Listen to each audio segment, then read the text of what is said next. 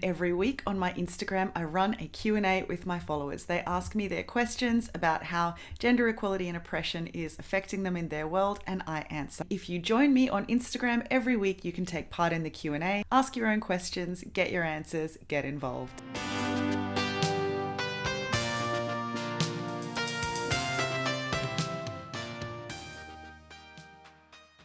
Why is a woman's worth tied so much in her looks, yet she's punished if she's too pretty? Yep, that's one of the big double binds for women. We have to look effortlessly beautiful at all times, but not look as though we have put effort into it.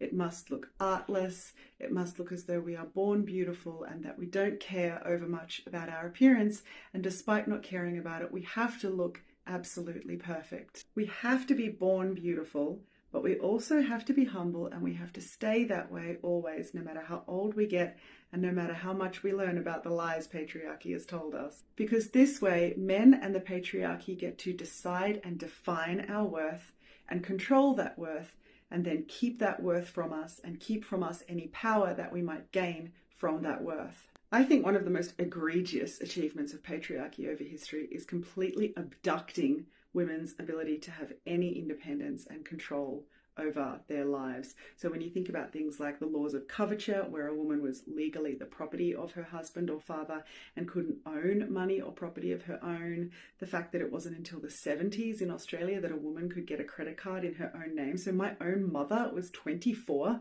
before she could have her own credit card. She was a grown adult. Then you've had things like women who have babies out of wedlock, have been sidelined, put in homes, stuff like that. There are a million ways that the men who make the laws and the religious and social edicts have deliberately set it up to prevent women from accessing economic independence, from accessing any kind of social or cultural worth. And then while doing that, they have devalued the things that women have. So in a world where women are left with really no qualities or assets or powers with which to barter our way into opportunities or improve our standing in life, the last thing we are left with is our beauty. But of course, men can't have us getting too powerful of our beauty or controlling how that power works. Now, men are okay with that being our only power because A, we strive hard to look beautiful, so then they get to look at beautiful women.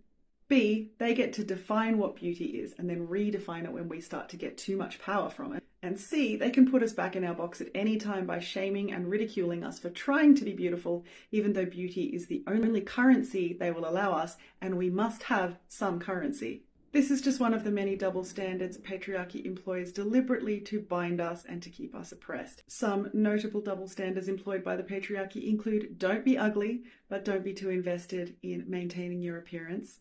Don't be fat, but don't be too high-strung about food. Don't be a slut, but do always look sexy and appealing to men. Don't prioritize money in a man, but also don't be too successful and ambitious in your career. And also, while you're at it, please become the primary caregiver of his children and take lots of time out of your career for it. Think about how nothing angers certain types of men on the internet more than a woman who is conventionally not attractive but refuses to feel insecure about it, and who is able to conduct herself as though she has worth regardless of what men think about her appearance.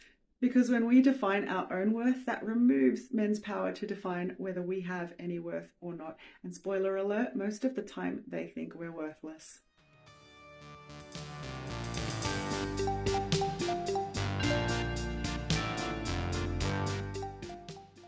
My friend's boyfriend says inequality doesn't exist.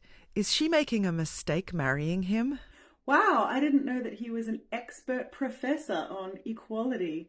And arguably, all straight women are making a mistake in marrying men. I'm not trying to be funny, I kind of am. I'm not saying that we shouldn't have hetero-romantic relationships with men, but why is marriage necessary?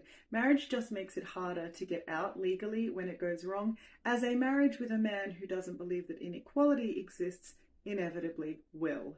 We'll get to the boyfriend's beliefs in a second, but just in a general sense, marriage can often be a mistake. It can confer on you legal obligations that you wouldn't have otherwise had.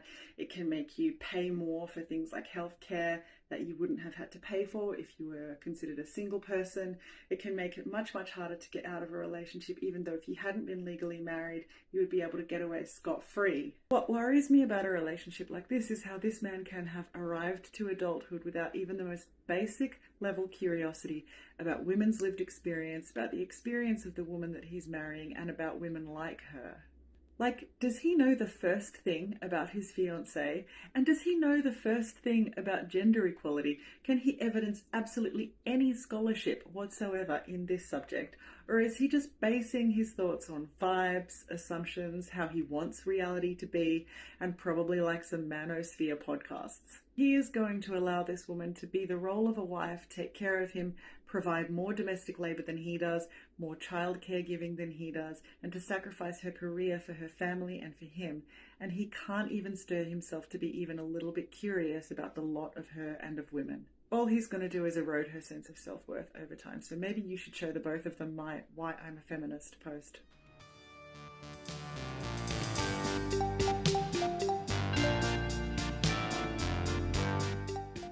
I'm 19 and am almost certain I don't want kids in the future. How do I respond to older family members when they tell me I'll want them one day or my body clock is ticking?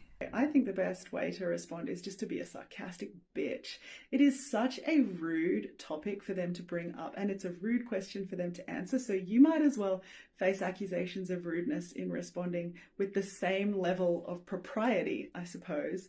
So how about you try, okay, well, maybe I will want kids because having a small and nimble assistant could be useful in the climate wars. Or like, yeah, I guess it could be useful to have a child and turn them into a cash cow on a reality TV show. Like, you're not being any ruder than they are when you say stuff like this. They were being rude in bringing it up and in trying to talk about your fertility and family planning to begin with. Ultimately, you don't have to tell people that you don't want to have children, or you do. And if they want to say more about it, you don't have to give them any sort of excuse. That's it for this Q&A. Thank you so much for listening.